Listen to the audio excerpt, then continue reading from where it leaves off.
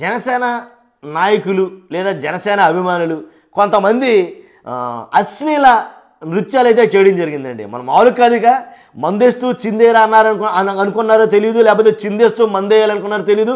ఆ రెండింటితో పాటు ఏదైతే కొన్ని అశ్లీల నృత్యాలు డ్యాన్సులు ఇంకేం లేదు, ఇక ఏంటంటే అర్ధనగ్న ప్రదర్శన లేదా నగ్న ప్రదర్శన అనుకోవచ్చు మీరు.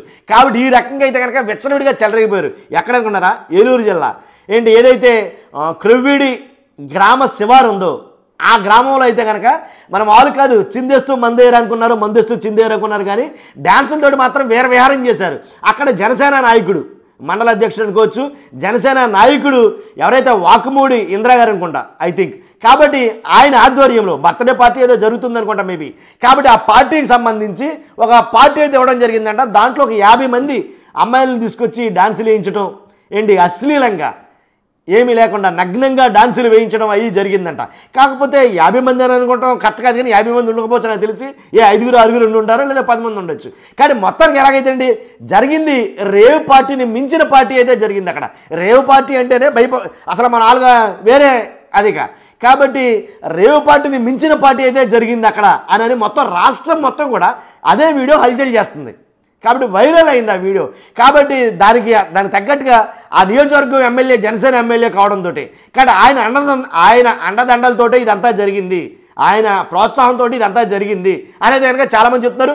అరెస్టులు కూడా చేశారన్నారు, నాకు తెలుసు మరి చేశారో లేదో. కానీ మొత్తానికి ఎలాగైతేనండి ఏంటంటే జనసేనలో ఇదేనే కాదు, జనసేన నాయకుడు ఎవరైతే అధినాయకుడు ఉన్నారో పవన్ కళ్యాణ్ గారు గుర్తించాల్సినవి కొన్ని ఉన్నాయి. ఎలా అంటే క్రమశిక్షణ, పార్టీలో ఉండే వాళ్ళకి క్రమశిక్షణ తప్పకుండా ఆపుదల చేయడం చాలా ఇంపార్టెంట్. ఇసుక దోపిడీ కాడి నుంచి జనసేన నాయకుల్లో చాలామంది ఎమ్మెల్యేలు కావచ్చు, నాయకులు కావచ్చు, ఇసుక దోపిడీ కాడి నుంచి ఇలాంటి రేవ్ పార్టీలు కూడా కాదు అంతకుమించింది ఇంకా. కాబట్టి ఇలాంటి అశ్లీల నృత్యాలు కాడి నుంచి, అలాగే పేకాట క్లబ్బులు కాడి నుంచి, అలాగే తిరుపతిలో ఏదైతే పబ్ కల్చర్ అనేది కొత్త సాంప్రదాయానికి తెరతీశారో, తిరుమల పవిత్ర పుణ్యక్షేత్రమైన తిరుమలలోనే ఏంటి పబ్ కల్చర్ అయిన నైటు రాత్రులు తాగటం పేకటం ఏంటి ఇష్టారాజ్యంగా చిందులు వేయడం ఏదైతే ఉందో దాని మీద కూడా పవన్ కళ్యాణ్ గారు దృష్టి పెట్టాలి ఖచ్చితంగా. ఇలాంటి వాటిని అన్నింటినీ అరికట్టాలి డిప్యూటీ సీఎం గారు. అంతేకాదు ఇంకా చాలా ఉన్నాయి ఇలాంటి అంశాలు. ఇలాంటి వాటి మీద కూడా క్రమశిక్షణ చర్యలు తీసుకోవాలి ఖచ్చితంగా. ఎందుకంటే పవన్ కళ్యాణ్ గారు ఖచ్చితంగా చెప్తే జరుగుతాయి ఇవన్నీ, అందుగురించే చెప్తున్నాను నేను మాట. కాబట్టి చూస్తుండగా మరి జన సైనికులు మరి అలాంటి జనసేన నాయకులు ఇలాంటివి చేస్తూ ఉంటే సామాన్య ప్రజలు ఏం మాట్లాడుకుంటారని తెలుసు.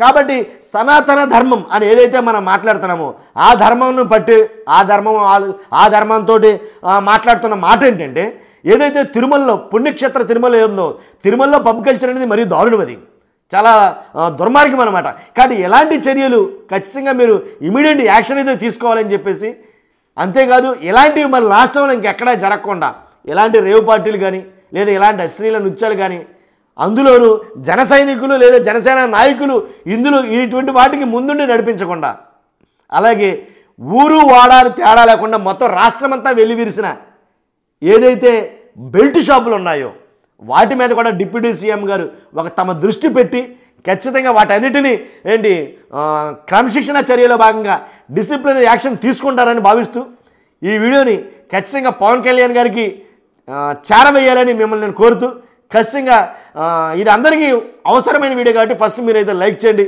మీ అభిప్రాయాన్ని కూడా తెలియజేయండి. నేను చెప్పిన మాటలు బట్టి మీ అభిప్రాయాన్ని కామెంట్ రూపంలో తెలియజేయండి. పక్కాగా కొత్తగా మన ఛానల్ చూస్తేనే సబ్స్క్రైబ్ చేయండి. Thank you very much.